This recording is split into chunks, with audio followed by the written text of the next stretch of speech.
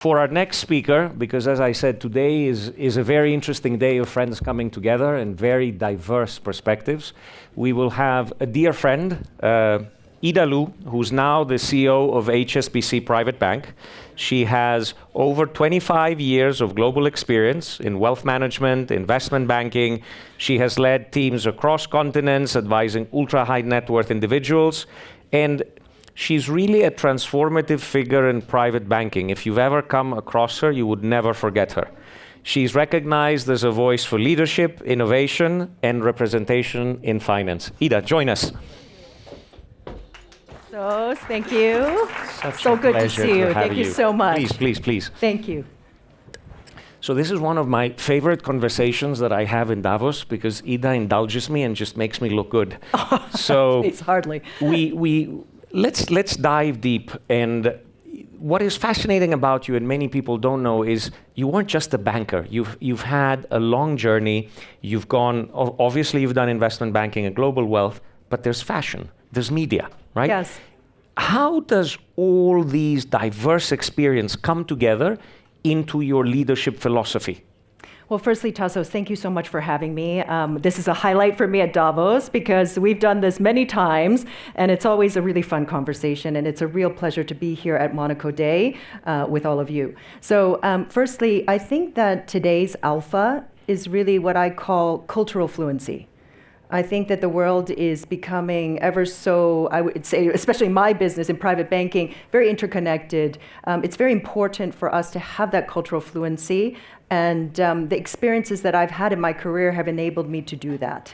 So I started my career as an investment banker. I spent more than half my time in investment banking in Asia, working on China, Taiwan, and Southeast Asia deals.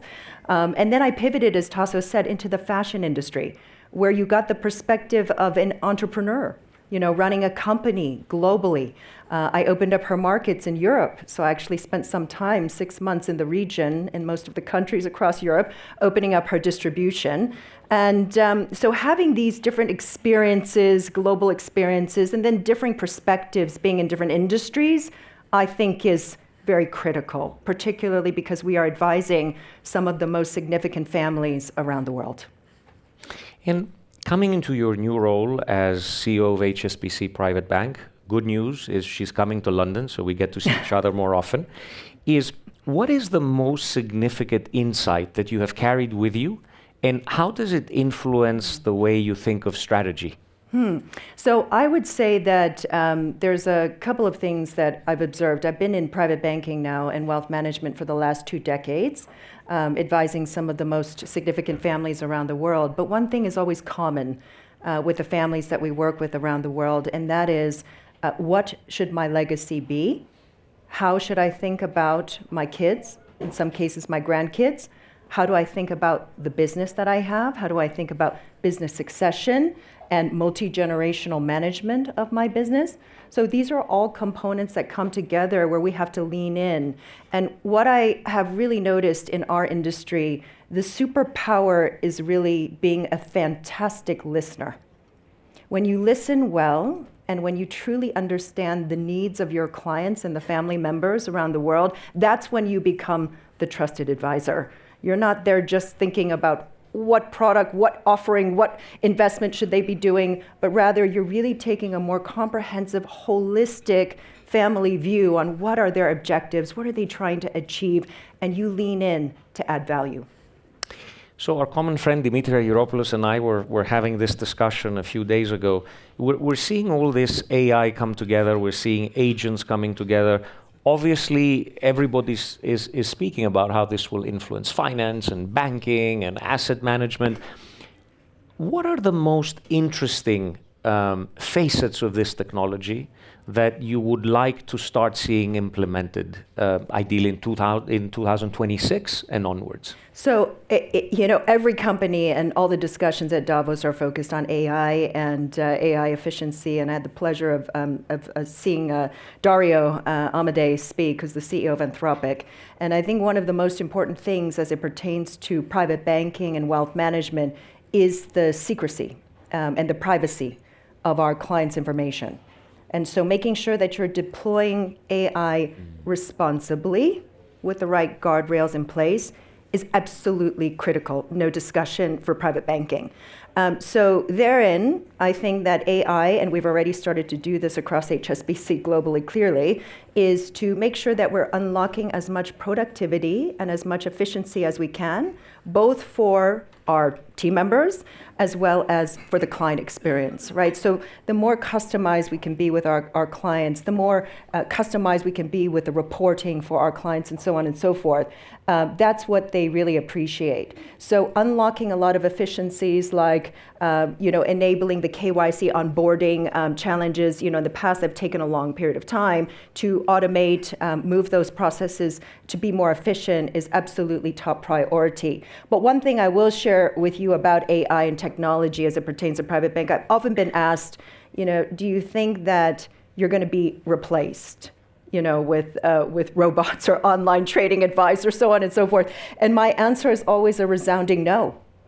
Because yes, there is a sense of automation that'll be helpful and productive and efficient, but in my world, there is no replacement for the face-to-face. When I sit in a room with my clients, with their kids, with their grandkids, and we have conversations about values, beliefs, behaviors, you can sense the feelings, the emotions. You can sense how people feel by their body language, by the facial expressions that they share with you. So these are the human interaction pieces that you cannot replace with AI, what I call the EQ component of the business. Interesting. And I want to pivot a little bit because we know you in business, you're very dynamic. But what I love about you, and I remember that in our first conversation, is how passionate you are about representation. Mm-hmm. And whether it is at the Asia Game Changer Awards that you speak out, or any opportunity you get, what do you think private banking could do to help that representation? So I'm going to speak from my leadership perspective as well as just the industry as a whole. So I have a very, very unique vantage point. I effectively have two ceilings. So I'm facing the glass ceiling on the one hand, and I have the bamboo ceiling on the other hand. Mm. And I would argue that we have made a significant amount of progress with the glass ceiling. We've chipped away at it. I think we've cracked it in many cases. But on the bamboo ceiling side, it's very thick. Only 3% of Fortune 500 CEOs are of Asian descent, and the number drops drastically to less than 1% if you look at East Asian representation. So it's a challenge. It's still a problem that persists. There's a lot of reasons for that. But one of the things that I think of as a leader in financial services and as a leader in general is, how do I help the next generation feel that it's possible? How can I make sure that my kids, when they look up, say, I can do that? And for me, when I think about how my performance is in an organization, it's not always about financial performance, although financial performance is incredibly important for us, don't get me wrong, but it's also, to me, equally important, how many seats did I pull up? How many additional talent did I bring up in the organization? And for some of you may know this, but I've been so passionate about this that I chaired the Asian Heritage Network at my former firm at Citigroup for the last several years in an effort to make sure that we had more advancement of the high potential future leaders of Asian descent in our organization. So I think that what gets measured gets done. I think it is important that we have the measurement. And I think it is important that we all lead by example and try to make it a better, smoother, more optimistic future for our kids and our grandkids. And I see there's this, and I'm sure you're seeing it as well, there is huge global shifts in capital and governance. What can banks like HSBC do to help support women-led or female entrepreneurs, for that matter? Well, it's interesting because, and Tassos, you've heard me talk about this many times, and we've had lots of conversations around this, but we are in the midst of the largest wealth transfer in history right at this very moment. So $100 trillion is passing to next gen and millennials, and 30 trillion of that 100 trillion is passing to women. So what that effectively means that in the next 5 years, women will control over 50% of global wealth. But Are institutions prepared for that? Are private banks or wealth managers prepared to lean in to that? Because the shift is real and it's very different. Next gen, millennials, women, they invest very differently. They behave very differently in many ways around that. So in order for us to lean in, it's to make sure that we're empowering, that we're educating, that we're elevating, we're providing access to women, next gen, millennials, and so on and so forth. Because as I speak to our largest female clients around the world, because you're asking me about women particularly, most of them don't see the same co-invest, direct invest deals that others may have access to. Some may not understand the full spectrum of investments in the right way. Education, as I mentioned earlier, may feel intimidated by that. And I'm, of course, overgeneralizing, but understanding the power balance sheet and the understanding the power of leverage in certain cases. Also, just education. So clearly, a lot of gaps that we can definitely lean in as an organization. We intend to lean in as an organization. We're already doing a lot of work around it to support women clients as well. I would be amiss if I didn't ask you, and I always do, because you have a very interesting perspective, and I always listen attentively. Let's pivot to ultra-high net worth individuals. Yes. 2026. What should they be thinking when it comes to looking at technology, sustainability, all the shifts? What are the big trends? Not necessarily the instruments, but that you're seeing. Well, Tassos, look, I think that everybody should be thinking about the two things that we're talking about Davos at all week. And that is AI technology and the influence of AI and technology on our companies' businesses. What's that going to mean? Is it the infrastructure play? Is it peripheral plays? We have to think about that, number one. And number two, geopolitics. We're seeing it, I would say, more tense than ever. Will be very interesting this evening, some commentary as we see it, around the president coming into Davos as well.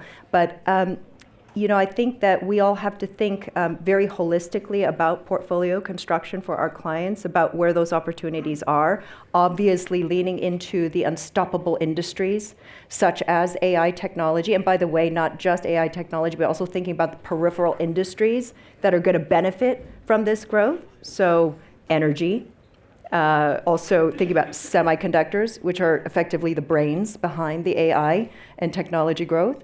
But in addition to that, looking at other industries that are very, very interesting, like healthcare, where you have an aging population, where you have so much innovation, you have drug discovery, telemedicine, that's effectively going to prolong our children's lives by decades. So living past 100 is not going to be abnormal in the future. It's actually going to be the norm. So what are those implications? So thinking about all of these interesting industries, the clean energy industry as well in the long term, it's going to happen. So, looking at ways to invest in specific industries around the world, global diversification being very important for obvious reasons. And because of some of the geopolitical shifts that we've seen, clearly, and some of the tensions that we've seen between US and China, some additional opportunities from the changing supply chain that we're seeing around the world in Southeast Asia, in India, and in Latin America as well. So I would say look at it from industry, geographic, make sure that we're looking at longer term opportunities for our clients. But again, it all goes back to what does your client want? What does the family want? What is their objective? What do they want to do with their money? What is their legacy? And really building around that. Just want to make sure that I include the audience. Any questions so far? One in the back. And I'll come to you right away. If I may get a microphone to the back, a handheld microphone, if we can deliver one. Perfect. To the gentleman, Dimitri. The gentleman raising his hand. I happen to know that gentleman. Yeah. Hey, hi Ida. How are you? If you were to rebuild the wealth management industry today from scratch, what would you do? Look, I wouldn't do anything differently from the way that we advise clients. I wouldn't do anything differently around the way that we lean into understanding values and perspectives and legacy. I think that obviously one of the things we continue to explore is how do we make it more efficient? How do we make it faster? How do we think about AI and technology advancements in a sharper way?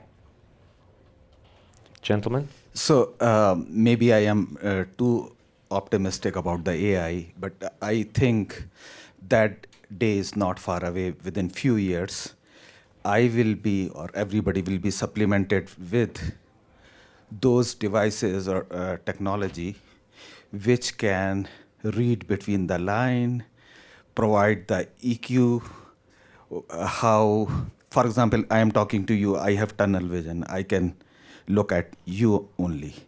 I cannot focus on what is going on here or on my left side. So within few years, we will have all those technology which will supply me all that information. So at that point, what will be the edge which human being will have because everybody will be having all those skills? I agree with you to retail and mass affluent, but I think it is very different when you're looking at super customized solutions and you're thinking about multi-generational business succession plans and so on and so forth. I have not met any technology that can read emotions. I have not met any technology that can read what my grandkid is thinking. In fact, we are often brought in to advise different family members on, making sure that their voice is heard at the table when we're having family discussions around business succession.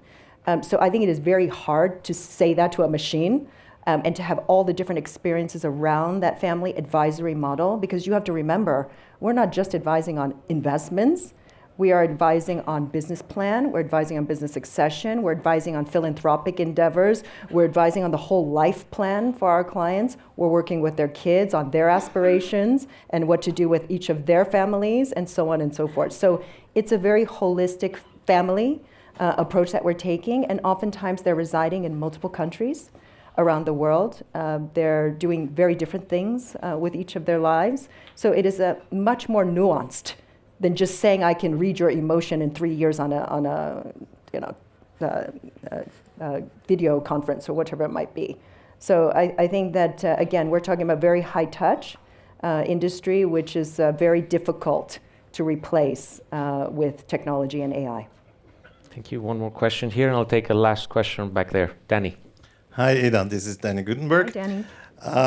The question would be, how important is crypto for your firm and for yourself, and how big of a role does that play in the generational wealth management? So I cannot comment on crypto because it's not an asset class that we offer to our clients. However, many of our clients do invest in crypto, and we think that it's obviously an asset class that many clients are interested in and should have an allocation to if they want to have an allocation to. And you know better than me, Danny, being an expert in this industry. But as you know, we've taken a more conservative stance generally in the industry around crypto assets, mainly because of the regulation around it, around the opacity, bankruptcy, protection laws, and so on and so forth. So it's not uncommon, for banks to take a little bit of a slower pace on that front, but absolutely many clients have crypto assets in their portfolios. And I'll take the last question back there.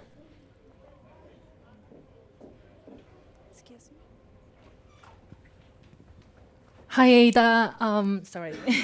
First of all, congratulations on your new role. Thank you. I've been a fan of yours for years, and thank you so much. Thank you for paving a way for us women in the industry. In the past year, we've seen an explosive demand into AI industry, and a lot of private family has been getting exposure into AI deals through SPVs and syndicated structure. So how is HSBC helping these demand and also expand beyond this area into energy infrastructure, data centers, and different industries?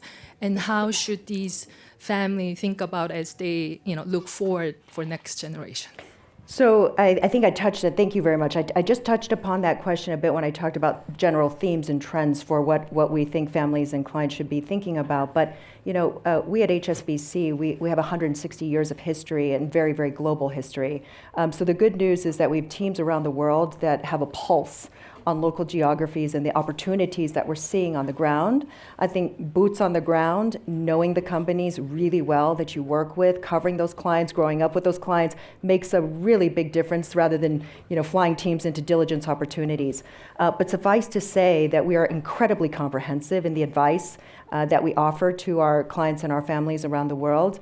We have a full suite of what we think are best-in-class managers, alternative investment opportunities for our clients to consider, as well as direct and co-invest, which is what you alluded to earlier.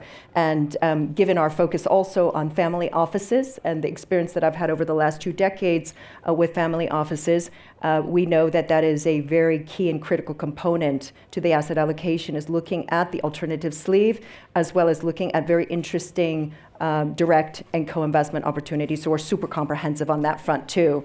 But I also think where we add a lot of value is that we bring the power of the firm to our clients. So it's not just about me sitting here wearing the HSBC Private Bank hat, but in fact, it's me sitting here wearing the HSBC hat. So really thinking more holistically, and back to your question about AI replacing private banking, it's really not going to do that, because we're also thinking about how do we leverage the power of the broader institution on behalf of our clients' companies as well. So just adding value all along the chain for the clients and the families that we serve. Anita, let me wrap up. One question, one core principle that has followed you throughout your career and still guides the way you make decisions and lead. So I always say this to my teams, and they know this about me. It's obvious that our teams have a lot of IQ, or they wouldn't be in the business. Arguably, we all have a lot of EQ, being in the client and relationship business.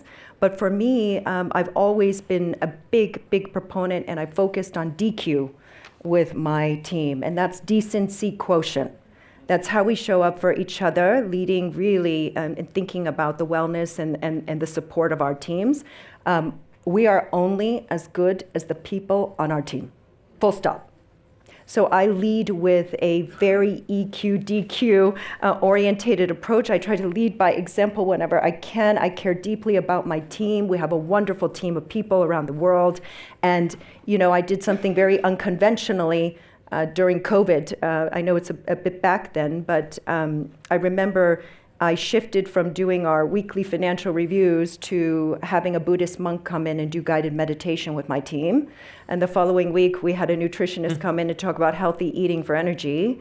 And then we talked about the importance of exercise on your health. And these are things that we have to do, as leaders. We have to shift the mentality. We have to support our teams to make sure that we can bring our best selves to work every day. So for me, Tassos, it's all about being a good example for your team, leading with a ton of DQ, as I call it, leading with a very empathetic approach to your team, and not forgetting that you're only as good as the people that surround you. Ida, thank you for being with us. Thank you, Tassos. Such a pleasure. Love being with you. Thank you so much. Thank you. Okay, perfect.